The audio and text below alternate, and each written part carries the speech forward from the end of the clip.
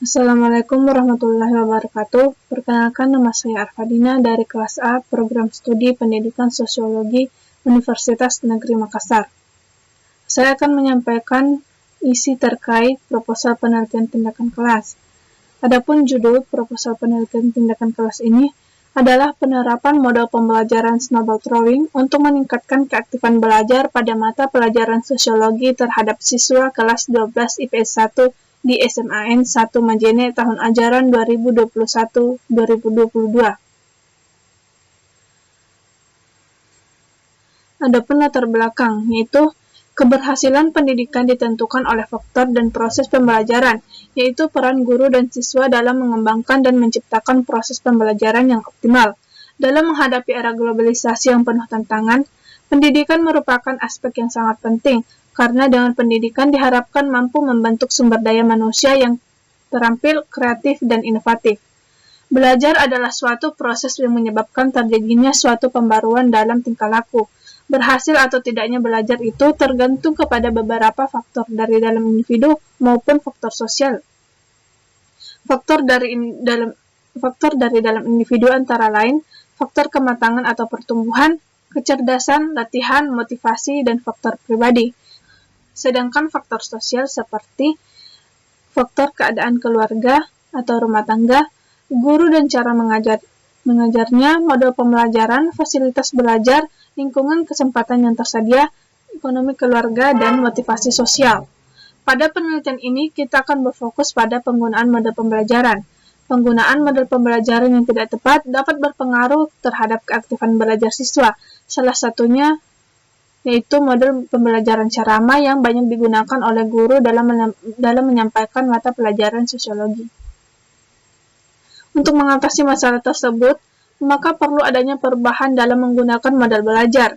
Salah satunya dengan menerapkan model pembelajaran snowball throwing, dengan menggunakan penekanan latihan soal yang dikerjakan secara berkelompok dan dirangka dalam permainan bola-bola kertas agar lebih menarik bagi siswa.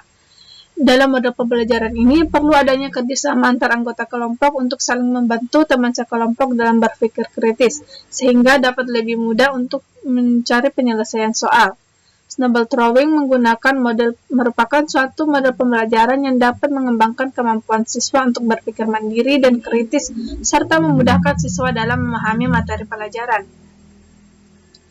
Adapun rumusan masalah dalam penelitian ini yaitu bagaimana penggunaan model pembelajaran snowball throwing dapat meningkatkan keaktifan belajar pada mata pelajaran sosiologi terhadap siswa kelas 12 IPS 1 di SMAN 1 Majene tahun ajaran 2021-2022. Selanjutnya, tujuan pembelajaran penelitian ini yaitu untuk meningkatkan keaktifan belajar melalui penerapan model pembelajaran snowball throwing pada mata pelajaran sosiologi terhadap siswa kelas 12 IPS 1 di SMAN Negeri 1 Majene tahun ajaran 2021-2022. Untuk manfaat penelitian secara teoritis, penelitian ini diharapkan dapat menambah, memperkaya, dan memperluas pengetahuan dan wawasan keilmuan.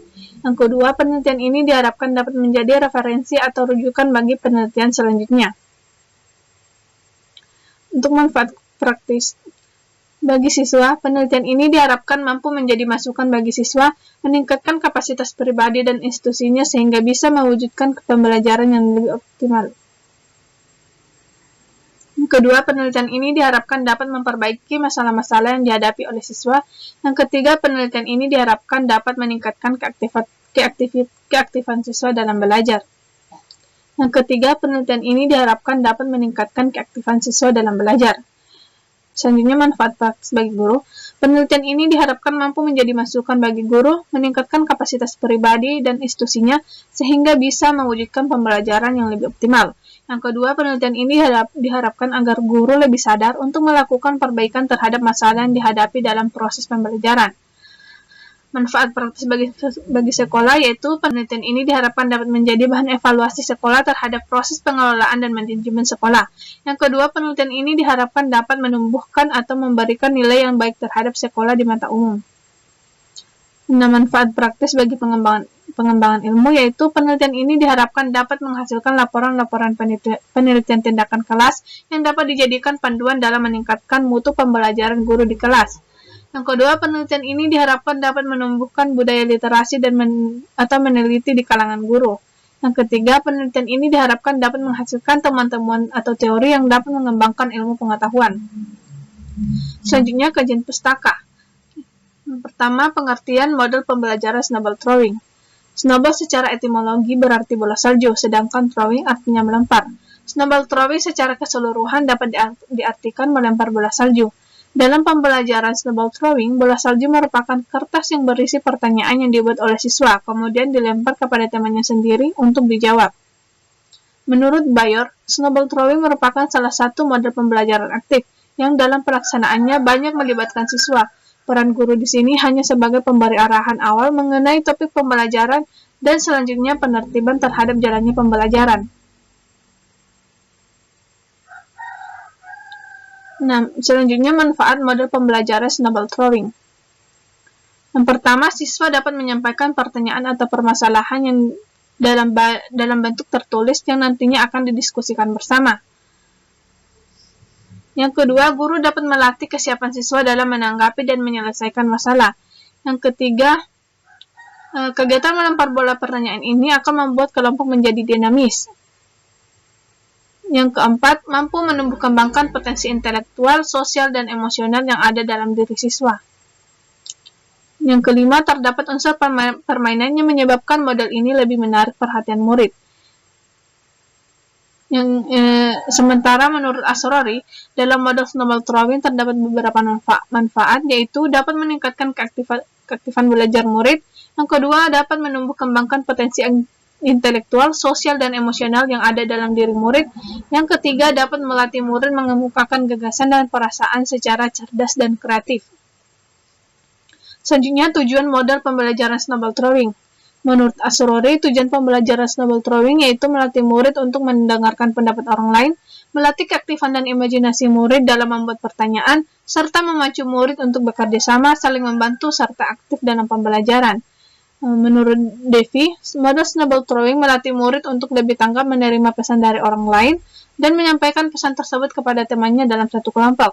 Yang ketiga, model ini bertujuan untuk memancing kreativitas dalam membuat soal sekaligus menguji daya serap materi yang disampaikan oleh ketua kelompok.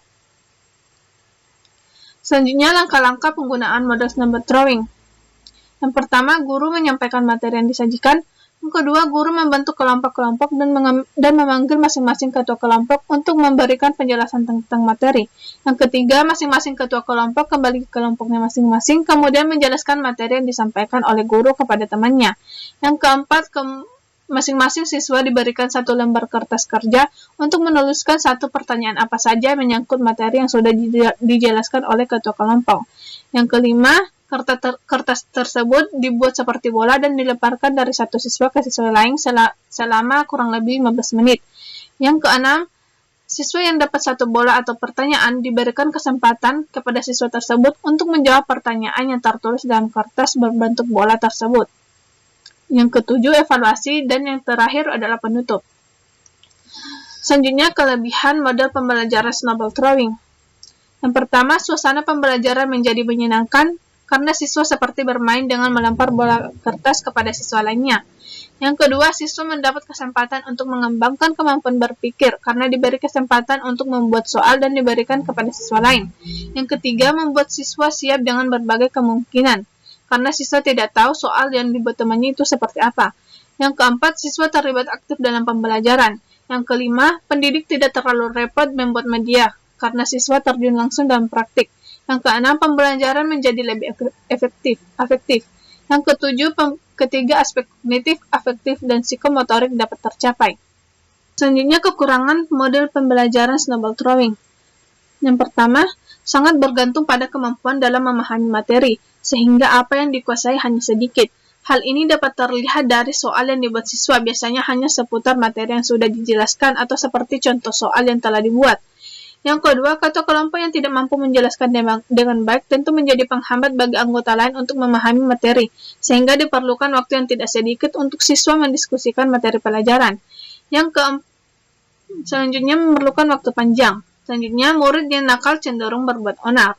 Kelas sering kali gaduh karena kelompok dibuat oleh siswa. Nah, akan tetapi, Kelemahan penggunaan model pembelajaran snowball throwing ini dapat ditutupi dengan cara berikut. Yang pertama, guru menerangkan terlebih dahulu materi yang akan didemonstrasikan secara singkat dan jelas disertai dengan aplikasinya. Yang kedua, mengoptimalisasi waktu dengan cara memberi batasan dalam pembuatan kelompok dan pembuatan pertanyaan. Yang ketiga, guru ikut serta dalam pembuatan kelompok, sehingga kegaduhan bisa diatasi. Yang keempat, memisahkan grup anak yang dianggap sering membuat gaduh dalam kelompok yang berbeda. Selanjutnya, saya akan menjelaskan mengenai pengertian keaktifan belajar. Keaktifan yang dimaksud pada penelitian ini adalah keaktifan belajar siswa. Belajar tidaklah cukup hanya dengan duduk atau mendengarkan atau melihat sesuatu. Belajar memerlukan keterlibatan fisik dan tindakan siswa sendiri. Keaktifan belajar terdiri dari kata aktif dan belajar.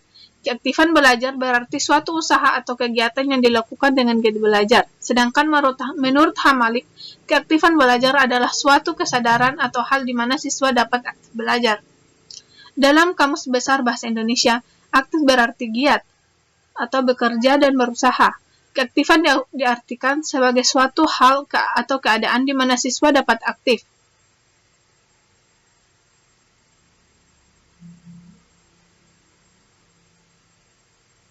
Keaktifan siswa dalam kegiatan belajar tidak lain adalah untuk mengonstruksi pengetahuan mereka sendiri. Mereka aktif membangun pemahaman atas persoalan atau segala sesuatu yang mereka hadapi dalam proses pembelajaran. Selanjutnya, klasifikasi keaktifan belajar. Yang pertama, visual activities, yang termasuk di dalamnya misalnya membaca, memperhatikan gambar demonstrasi, percobaan, pekerjaan orang lain. Yang kedua, oral activities, seperti menyatakan, merumuskan, bertanya, memberi saran, mengeluarkan pendapat, mengadakan wawancara, dan diskusi. Yang ketiga, listening activities. Sebagai contoh mendengarkan, percakapan, diskusi, musik, dan pidato. Yang keempat, writing activities. Seperti menulis cerita, karangan, laporan, angket, atau menyalin. Yang kelima, drawing activities. Misalnya menggambar, membuat grafik, peta, dan diagram. Yang keenam, motor activities. Seperti melakukan percobaan, membuat konstruksi, dan bermain. Yang ketujuh, mental activities. Sebagai contoh, menanggapi, mengingat, memecahkan soal, menganalisa, dan mengambil keputusan. Yang kedelapan, emotional activities. Seperti menaruh minat, merasa bosan, gembira, semangat, bergairah, dan tenang. Menurut Nana Sujana, keaktifan siswa dapat dilihat dalam berbagai hal, yaitu turut serta dalam melaksanakan tugas belajarnya, terlibat dalam pemecahan masalah, bertanya kepada siswa lain atau guru apabila tidak memahami persoalan yang dihadapinya, berusaha mencari berbagai informasi yang diperlukan untuk pemecahan masalah, melaksanakan diskusi kelompok sesuai dengan petunjuk guru, menilai kemampuan dirinya dan hasil-hasil yang diperolehnya, melatih diri dalam memecahkan soal atau masalah yang sejenis, kesempatan menggunakan atau menerapkan apa yang diperoleh dalam menyelesaikan tugas atau persoalan yang dihadapinya. Nah, selanjutnya faktor yang mempengaruhi keaktifan belajar. Yang pertama, memberikan dorongan atau menarik perhatian peserta didik sehingga mereka berperan aktif dalam belajar.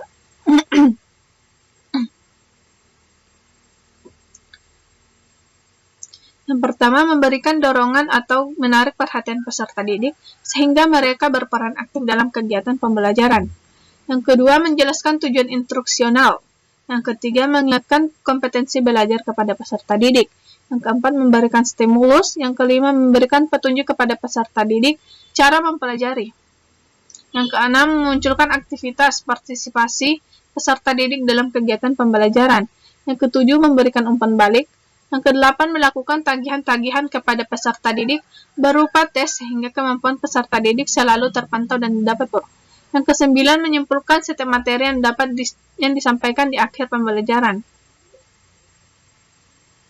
Selanjutnya, hipotesis tindakan. Hipotesis tindakan pada proposal penelitian ini yaitu, jika model pembelajaran snowball throwing diterapkan, maka keaktifan belajar pada mata pelajaran sosiologi terhadap siswa kelas 12 IPS 1 di SMA 1 Majene tahun ajaran 2021-2022 dapat ditingkatkan.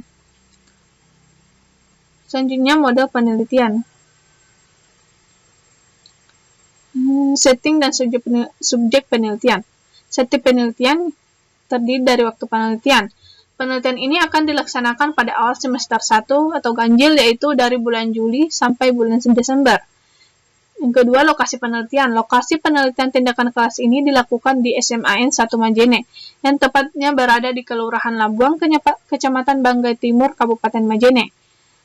Untuk subjek penelitian, yaitu seluruh siswa yang berjumlah 30 yang terdiri dari 10 siswa dan 20 siswa putri dari kelas 12 IPS 1 di SMAN 1 Majene. Untuk rencana tindakan, yaitu melakukan penelitian secara kolaboratif dengan guru mata pelajaran sosiologi sebanyak 2 siklus. Observasi dilakukan bersamaan dengan berlangsungnya tindakan. Untuk persiapan, yang pertama, memperhatikan kurikulum dan silabus dengan seksama, menentukan materi yang akan disampaikan menggunakan model pembelajaran snowball drawing, membuat rencana pelaksanaan pembelajaran atau RPP tentang materi yang akan diajarkan, membuat lembar observasi aktivitas guru dan siswa, mempersiapkan sumber sarana dan multimedia yang digunakan dalam pembelajaran, mempersiapkan lembar kerja dan alat evaluasi siswa, menyiapkan lembar catatan lapangan. Selanjutnya, pelaksanaan tindakan. Guru melakukan pembelajaran sesuai dengan RPP yang telah dibuat yang terdiri dari kegiatan pendahuluan, kegiatan inti, dan penutup. Setiap yang terjadi dalam proses pembelajaran dicatat seperti apa adanya agar memperoleh informasi yang sebenarnya dari lapangan. Guru melaksanakan pembelajaran dengan menggunakan model pembelajaran snowball drawing untuk meningkatkan keaktifan belajar siswa. Selanjutnya, evaluasi dan refleksi.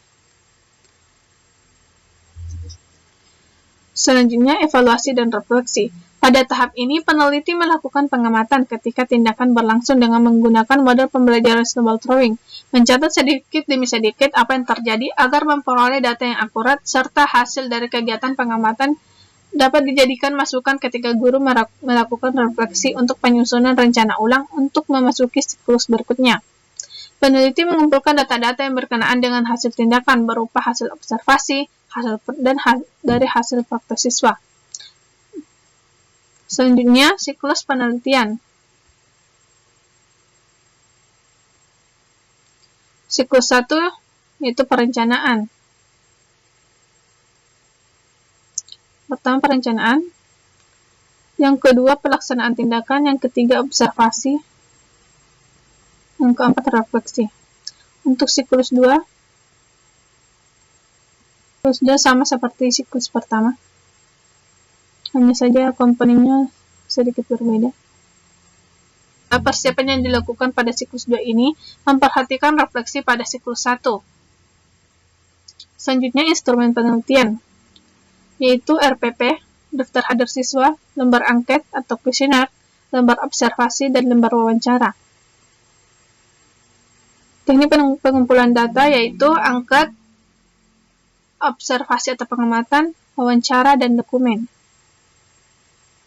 Dan untuk teknik pengolahan data, metode yang digunakan dalam penelitian ini adalah metode deskriptif persentase dengan pendekatan kuantitatif. Nah, dalam analisis ini, perhitungan yang digunakan untuk mengetahui persentase skor dari angket jawaban responden menggunakan rumus sebagai berikut. Nah, hasil perhitungan dari rumus di atas dikonsultasikan ke tabel kriteria komponen keaktifan belajar sebagai berikut. Selanjutnya, jadwal penelitian. Penelitian tindakan kelas ini dilakukan selama 1 semester yang berjalan selama 6 bulan. Penelitian ini akan dimulai pada awal semester 1 atau ganjil pada siswa kelas 12 IPS 1 di SMAN 1 Majene. Berikut jadwal penelitian dalam bentuk tabel.